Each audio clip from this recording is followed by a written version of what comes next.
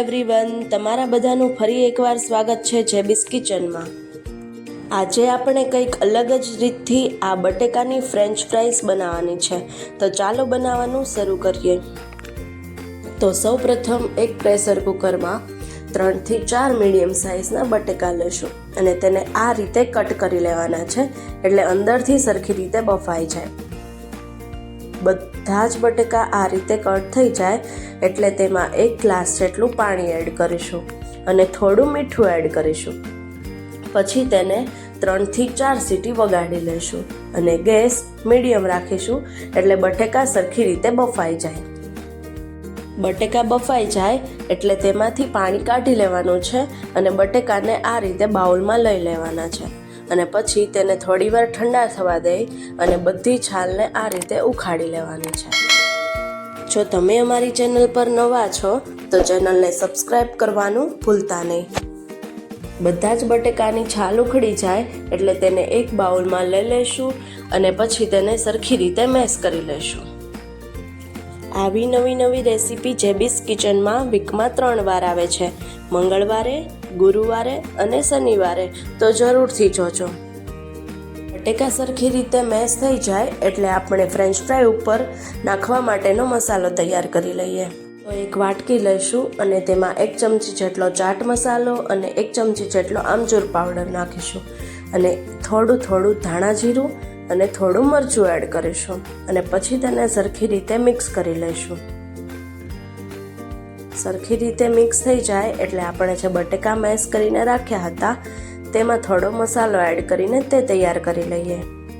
તો તેમાં થોડો મરી પાવડર, રેડ ચીલી ફ્લેક્સ અને ઓરેગાનો એડ કરીશું અને 3 થી 4 ચમચી જેટલો કોર્નફ્લોર એડ કરીશું। જો તમારે ચીલી ફ્લેક્સ ના નાખવું હોય તો તમે સ્કીપ પણ કરી શકો છો અને પછી તેમાં સ્વાદ પ્રમાણે થોડું મીઠું એડ કરીશું અને બધું જ સરખી રીતે મિક્સ કરી લઈશું। કોર્નફ્લોર એટલા માટે નાખવાનો છે કે કોર્નફ્લોર નાખવાથી બટેકામાં રહેલું બધું જ પાણી ચૂસી જાય છે, જેથી જ્યારે આપણે ફ્રાઈઝને તળીશું તો તેમાં જરાક પણ તેલ નહીં રહે। બટેકાનું આ સરખી રીતે મિક્સ થઈ જાય એટલે આપણે એક પેપર બેગ પાથરવાની છે અને તેની ઉપર આ રીતે થોડો મસાલો લઈને એની ઉપર રાખવાનો છે અને તેની ઉપર આપણે બીજી પેપર બેગ પાથરવાની છે। પેપર બેગ એટલા માટે કેમ કે આપણે જ્યારે તેને વણીશું તો તે ચોંટી ના જાય અને પછી તેને સરખી રીતે મસ્ત એવો રાઉન્ડ શેપ આપી દઈશું અને તેની થિકનેસ બહુ જાડી પણ નહીં અને બહુ પતલી પણ નહીં, મીડિયમ રાખવાની છે, જે આપણે ફ્રેન્ચ ફ્રાઈઝની સાઈઝ આવે છે એ રીતે।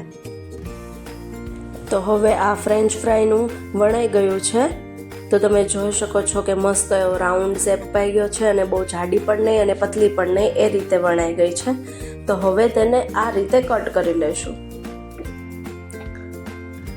એક જ સરખી કટ થાય એટલા માટે છરીની મદદથી આ રીતે કટ કરી લેવાની છે। તમે આમાં પિઝા કટરનો પણ યુઝ કરી શકો છો। આ રીતે બધી જ ફ્રાઈઝ કટ થઈ જાય એટલે આપણે એક પેનમાં થોડું તેલ લઈશું અને તેલ ગરમ થાય એટલે એક કરીને ફ્રાઈઝ તળવા માટે મૂકી દઈશું। પણ એક ધ્યાન રાખવાનું છે કે બહુ જાજી ફ્રાઈઝ એકસાથે નથી તળવાની, કેમ કે ચોંટી જશે।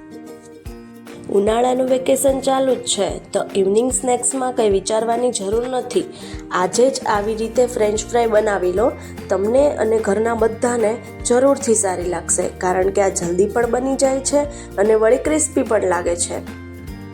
અને ફ્રાઈઝને થોડી વારે આ રીતે ફેરવતી રહેવાની છે અને ગેસનો ફ્લેમ મીડિયમ રાખવાનો છે, નહીં તો ફ્રાઈઝ બહારથી તો ક્રિસ્પી થઈ જશે પણ અંદરથી કાચી રહેશે। ઝટપટ બની જાય તેવો બ્રેડમાંથી નવા નાસ્તાની રેસીપી અમારી ચેનલ પર આપેલી છે, તો તેની લિંક મેં ડિસ્ક્રિપ્શનમાં મૂકેલી છે, તો તમે લોકો જરૂરથી જોજો અને કેવી લાગી એ મને કોમેન્ટ બોક્સમાં જરૂરથી જણાવજો। હવે ફ્રાઈઝ એકદમ ક્રિસ્પી થઈ ગઈ છે અને તેનો કલર પણ એકદમ લાઇટ બ્રાઉન ટાઈપ થઈ ગયો છે, તો હવે તેને આપણે સર્વિંગ પ્લેટમાં લઈ લઈશું। ફ્રેન્ચ ફ્રાઈ સાથે સર્વ કરવા માટે તમે કેચઅપ કે માયોનીઝ લઈ શકો છો। મેં અહીંયા કેચઅપ લીધેલું છે, પણ જો તમારે માયોનીઝ લેવું હોય તો તે પણ ખૂબ જ સારું લાગે છે। અને પછી તેમાં આપણે જે મસાલો બનાવેલો હતો તે આ રીતે ઉપરથી નાખી દઈશું અને થોડા ધાણા એડ કરીશું. બાળકોને પણ આવી લોંગ ફ્રાઈસ જોઈને જ ખાવાનું મન થઈ જશે, તો તમે બધા જરૂરથી ટ્રાય કરજો. એકવાર આવી ફ્રેન્ચ ફ્રાઈસ બનાવી લેશો તો તમને મેકડીની પણ ફ્રેન્ચ ફ્રાઈસ નહીં ભાવે. તો તૈયાર છે long and crispy potato fries. જો તમને મારી આજની રેસીપી ગમી હોય તો કોમેન્ટ સેક્શનમાં જરૂરથી કહેજો. સાથે મારો વિડીયો લાઈક અને ફ્રેન્ડ ફેમિલીમાં શેર કરજો અને મારી ચેનલને સબસ્ક્રાઈબ કરવાનું ના ભૂલતા. તો ફરી મળીએ એક નવી રેસીપી સાથે. Thank you for watching.